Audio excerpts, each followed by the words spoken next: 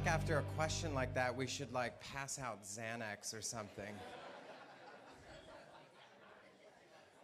Well, we're going to obviously dive a little bit deeper into this. I love that this church is teaching people how to trust the Spirit in you. So what I say this morning is just a reflection of what comes up for me when I hear the text. But the most important thing is what God is saying to you, through you, to yourself. Our text this morning comes from the Gospel of Luke, chapter 8, verses 23 through 25. If you grew up in church, you might know this story. And it says this. One day Jesus got into a boat with his disciples, and he said to them, "Let us go across to the other side of the lake." So they set out, and as they sailed, he fell asleep. And a storm of wind came down on the lake, and they were filling with water and were in danger. And they went and woke him, saying, "Master, Master, we are perishing." And he awoke and rebuked the wind and the raging waves, and they ceased, and there was calm. And he said to them, "Where is your faith?" And they were afraid, and they marveled, saying to one another, "Who then is this, that he commands even wind and water, and they obey him?" Come, Holy Ghost, will you speak a word to us today? For if you are with us, then nothing else matters. And if you are not with us, then nothing else matters. In the name of your beloved. Amen. In the 20th century, one of the most influential psychologists in the world was a guy named Paul Ekman. And Paul Ekman identified 6 basic emotions: anger, distrust, happiness, sadness, surprise, and fear. But he found that the last one, fear, turned out not to be only the most basic, so primitive, in fact, that even lower life forms, even lizards, seem to feel it. But that it's an emotion that we all feel, and that there's a kind of a sense of shame attached to it, which is why we camouflage our fears and deny our fears and downplay our fears and hide them from public view. Like Donald, I know a little something about these tactics because I spent the first 3 decades of my life living in the grip of fear and hiding it successfully from nearly everybody I knew. Now, by most American standards, my 20s had been a roaring success. I graduated from college, I earned 2 graduate degrees, I bought my first home, my career was taking off, I published a couple of books, I'd even managed to take that dream vacation that I talked about in college. And so on the outside, everything seemed to be perfect, but deep down, underneath that facade, was a very frightened little boy. Now, if you had hooked me up to a lie detector test back then, well, I would have had no choice but to tell you I was gay. I'd known this to be true since at least middle school, though I'd never had the courage to use that word, even in private. I treated being gay like it was highly classified intel, as if lives depended upon it. And, well, at least one life did, mine. So I kept this secret under lock and key, and I had plenty of good reasons to do it. See, I grew up in the middle of the 1980s, which means I came of age in the era of Teddy Ruxpin and Rubik's Cubes, Walkmans and mixtapes, Reading Rainbow and Rainbow Bright. But being born in the early 80s also meant that I came of age during the height of the American AIDS epidemic. So as a child, I was inundated with terrible stories. Nightmarish stories about what happened to people like me. News outlets showed me clips of emaciated men in hospital beds languishing from a disease we were told was a death sentence.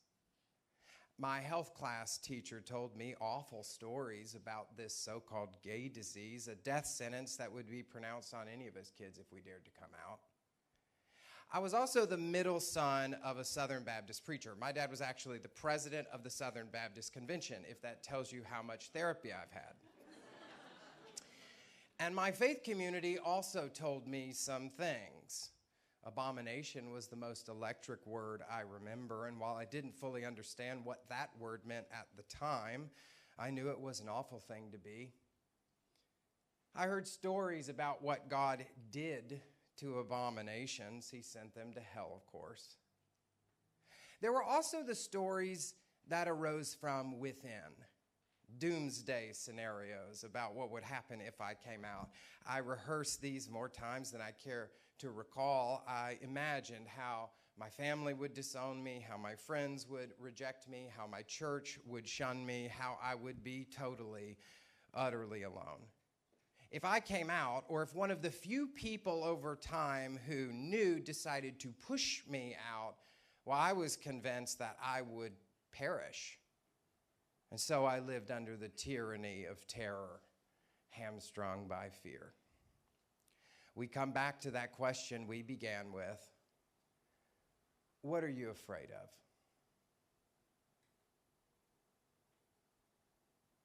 What wakes you up at 4:30 in the morning and makes you walk your dog? When your mind wanders and the voices whisper, what do those voices talk to you about? If you made a list of your most worrisome worries, what would you scribble at the top? And here's a deeper question. What are the stories you're telling yourself that are fueling those fears? Well, if even asking those questions makes your blood pressure rise, then you might want to take a little boat ride with Luke, the Gospeler, across a sea called Galilee. See, today's story is a famous one, and we know it must have something important to say to us because 3 out of 4 gospel writers made sure to include it in their books, each one putting their own unique spin on this story, but the basic contours are the same. Now, it's immediately obvious to all of us that the story is at least partly about fear, but if I asked you to identify in this story where fear shows up, I bet you'd point your finger straight at the storm. But if you look deeper, the fear-inducing stories are flowing in long before the first rain cloud forms. You see, earlier in the chapter, Jesus and his disciples have been crisscrossing the Judean countryside, and the crowd following along has gotten so deep and so dense that even his own mother and brothers can't manage to elbow their way to the front of the line. Finally, Jesus and his disciples reach the western shore of the Sea of Galilee, and Jesus decides to charter a boat and cross over to the other side. Now, if you were a religious Jew living in first century Palestine, like Jesus' disciples, the thought of crossing to the other side of the lake, well, that would send chills up your spine. That would mean entering the Decapolis, a federation of 10 cities incorporated by the Roman general Pompey in 63 BC as outposts of Hellenism and paganism to evangelize the region with Greco-Roman ideals and choke out the Palestinian Jewish culture. A journey to the Decapolis was a journey to Mordor. No self-respecting Jew dared to go there. Now, the disciples had grown up hearing stories about this place around campfires, at dinner tables, from the rabbi at their local synagogue. They'd been warned that the Decapolis was populated with pagan temples consecrated to forbidden idols. It was rumored to be the epicenter of demonic energy, a place where evil spirits roamed about the countryside and possessed passersby. Its residents glorified violence and greed, practiced child sacrifice. Its farmers raised pigs and animal Palestinian Jews considered unclean, and most had never even seen with their own eyes. Every Jewish mother had warned her children to avoid the Decapolis at all costs. So when Jesus steps on to that fishing boat to sail for the Decapolis, the disciples begin to feel the fear rising. Not because they're in any imminent danger, of course, but because they're being swept up in a fearful story about what happens to someone like them who dares to cross to the other side of the sea. But here's a question. Why would Jesus want to go there anyway? I mean, why would Jesus lead the disciples to a frightening place when he could have chosen any other number of towns to visit? It's a good question if you'll ask it. Who can say for sure? Not me. But I can tell you something about the Christian life that almost no one warns you about when you first sign up for it. Jesus has a habit of leading people to scary places. It happens time and time again in the Gospels, and it seems pretty true for a lot of his modern disciples as well. So whatever the reason, it feels pretty obvious to me that Jesus wants us to learn to face our fears. And from one angle, that might seem like spiritual masochism. But from another, it looks like good practice, like good preparation, because you know in the end, life will force all of us to go to places that will send shivers up our spines, whether we like it or not. You might find yourself standing in the funeral home of the only lover who ever loved you back. Or maybe you'll be asked to clean out the closets in your now vacant childhood home, your parents' house, where you experienced your worst traumas. Those of us who live long enough will be wheeled into a nursing home or transferred to an oncology ward or sent to a hospice center. That's just life. Truly, I tell you, Jesus said in John 21, when you were younger, you dressed yourself and went where you wanted, but when you are old, you will stretch out your hands and someone else will dress you and will lead you where you do not want to go. So when Jesus stands on that boat and motions for his disciples to join him, he is reminding us all that we get to make a choice. We can spend our lives running from our fears and wallpapering over our fears and pretending that they don't exist. But sooner or later, life will push you into an inescapably frightful place. And those of us who've logged some hours facing our fears will be much better prepared when it does. So somehow in our story today, the disciples muster enough nerve to board that boat, and that's when things get even scarier. According to Luke, the ship is sailing across the water, and suddenly, the text says, a windstorm came down on the lake. The wording sounds strange at first, unless you know a little bit about the region's topography. The Lake of Galilee, as Luke's Gentile readers would have called it, is surrounded by ravine-marked hills that act like wind tunnels, pulling strong winds across the water and stirring up storms. And while the surrounding hills tower at up to 2,000 feet, the sea sits deep down in this valley at nearly 700 feet below sea level.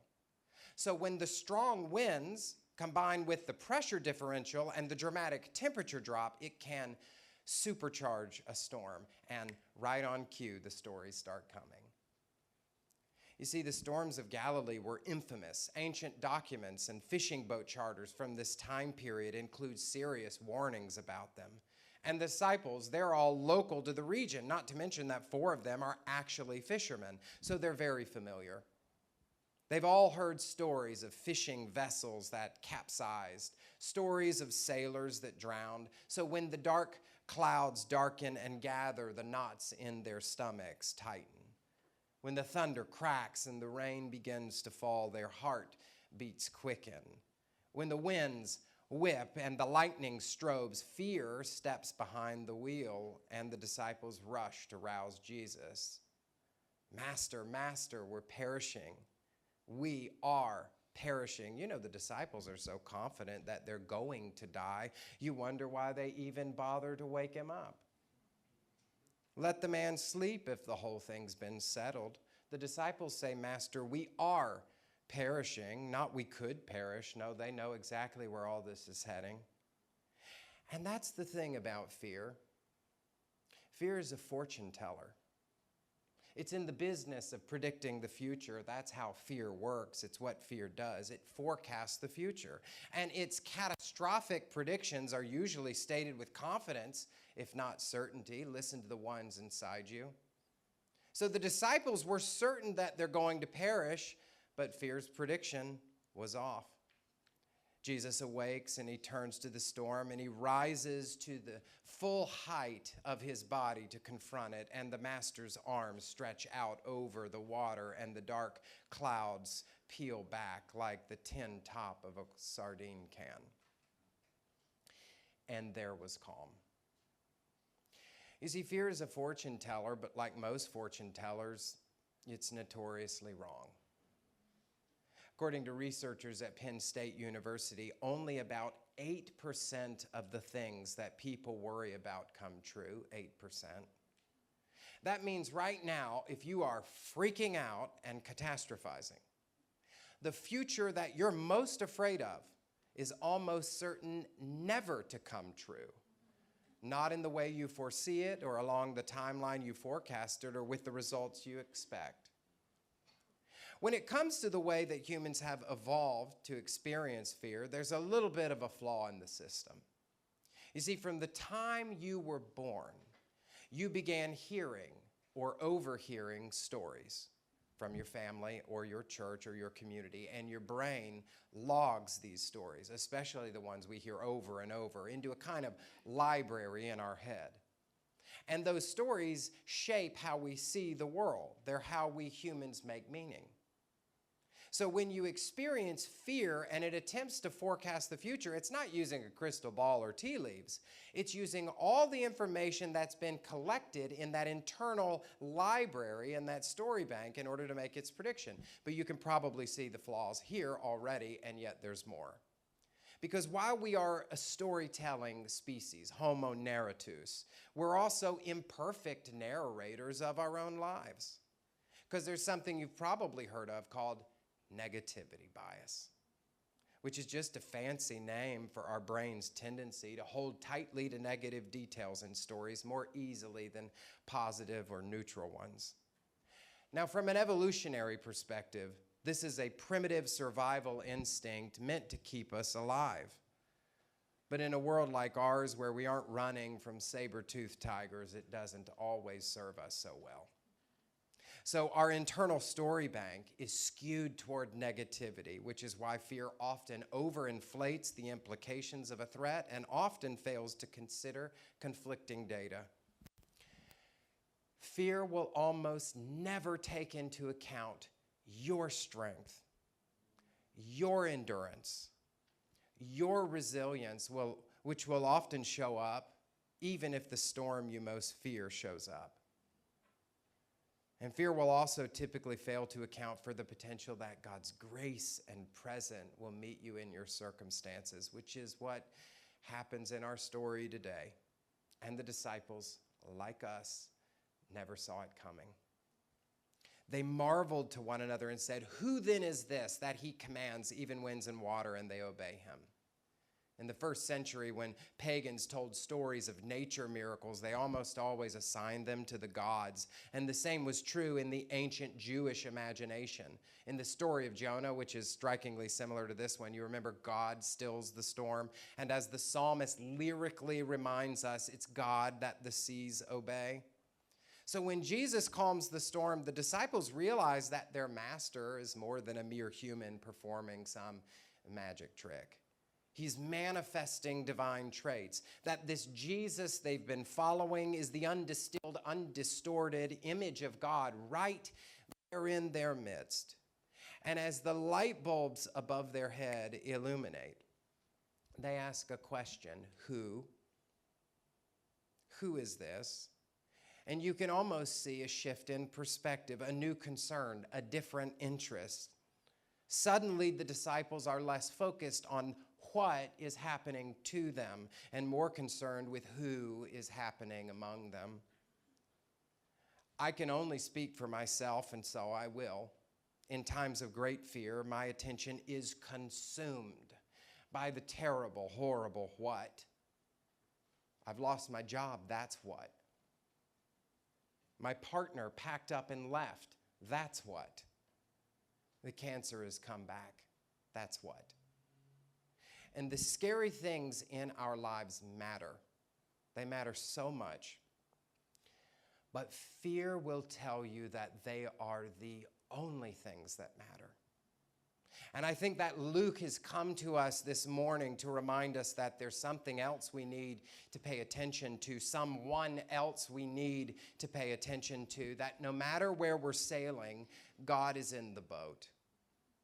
That no matter what we're facing, God is in the storm. And that the God who was on the western shore, that felt like home to you and that you just left behind, that same God will be on the eastern shores, the place you never wanted to go, and he'll be there when you arrive.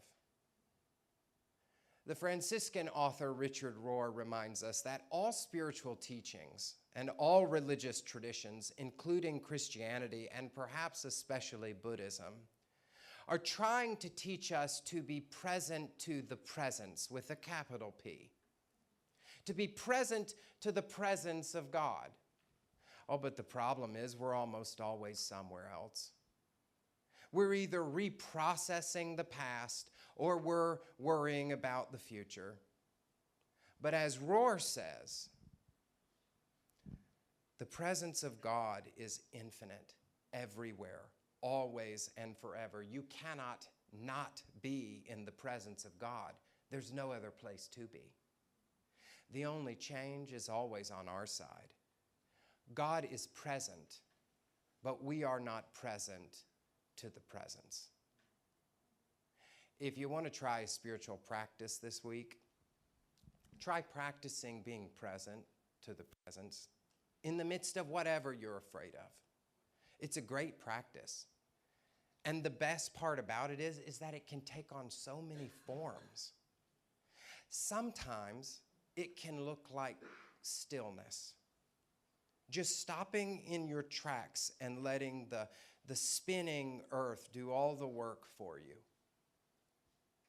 Be still and know that I'm God, the psalmist wrote. Sometimes it can look like breathing. Just centering and really centering on your breath, which is life, which is spirit. Breathing the breath that birthed the world. Sometimes it can look like remembering, just setting aside times to recall all the moments that rattled your teeth and somehow you found the strength to cope with the unexpected, or you encountered God's grace in the midst of that bygone storm. And if all of this sounds like too much work, you can practice the presence by simply opening your eyes, keeping them peeled to what's happening in your midst right now.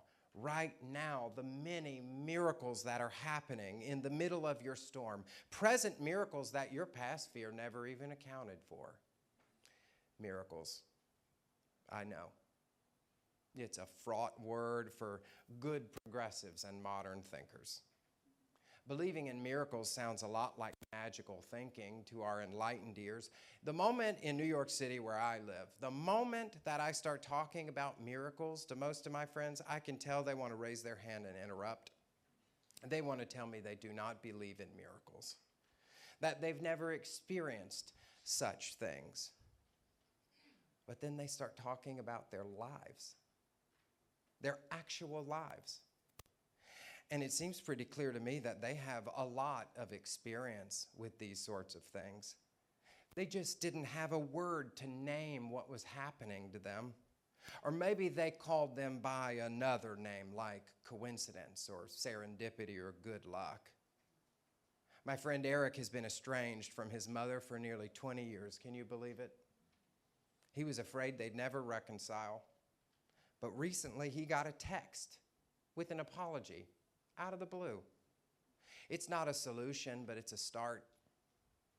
A girlfriend of mine got a divorce a few years ago, and she thought it would be the end of her life. But one day she opened her curtains and made her bed and accomplished all sorts of things she never even knew she was capable of. My cousin lost his dream job and then learned he could live without it. Whatever you call them, these are the kinds of things that can peel back the clouds and give you peace. Not just peace from the storm, but peace for the storm. July of 2012. It was just weeks before my 30th birthday. My boat pushed off from the western shore, and the bottom fell out of the sky. I was thrust into the place I feared the most. A former friend, someone I trusted with so many secrets, publicly outed me for being gay. You know, in many ways, it was just as awful as I expected. My family interactions turned awkward and chilly. I was asked to stand in front of the church where I taught and explain myself. Many of my professional opportunities with Christian organizations just dried up. Some of my friends told me they felt weirded out and needed some time to process. Most of them never came back. Others were angry and hurt, blaming me for not trusting them enough to let them in on my secret. In the aftermath of this trauma, I hated everything. I hated my life, and I hated this body, and I hated this person who did this thing to me. I remember how every night for weeks I would fall into bed already emotionally exhausted, and I would wail until my pillowcase was warm and wet. On those nights I learned that there are so many different kinds of tears. I cried tears of sadness and tears of confusion and tears of rage, and then when I ran out of other kinds of tears to cry, I would lay awake pondering the black hole of uncertainty that was my life. You know, I wouldn't wish being outed on my worst enemy. I wouldn't wish it on the evilest person on planet Earth. That moment, that experience, it fell like an axe. It split my life like firewood and set it ablaze. It was awful. And also, I had some conversations that were long overdue. And I found the courage to shake loose some words that had been lodged in my throat for years. And also, many of my old friends offered me love and acceptance with no strings attached.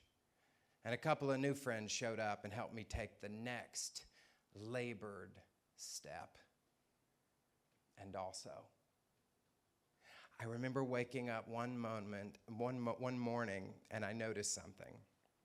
I noticed that my chest had filled with a sense of new beginning, of new opportunity, of new possibility about what my life could be. And I sat and I felt the love of a God who likes me just the way I am. And I practiced the presence. And that was the moment that I was no longer afraid. I was free. I can't predict the future, and neither can you. The thing that you fear the most may happen. And when it does, there will likely be pain, loss, uncertainty, and grief. And also, you may find strength you didn't know you had. And also, unlikely helpers may show up at just the right moment. And also, you may learn that the thing that you thought you needed, you could live without after all.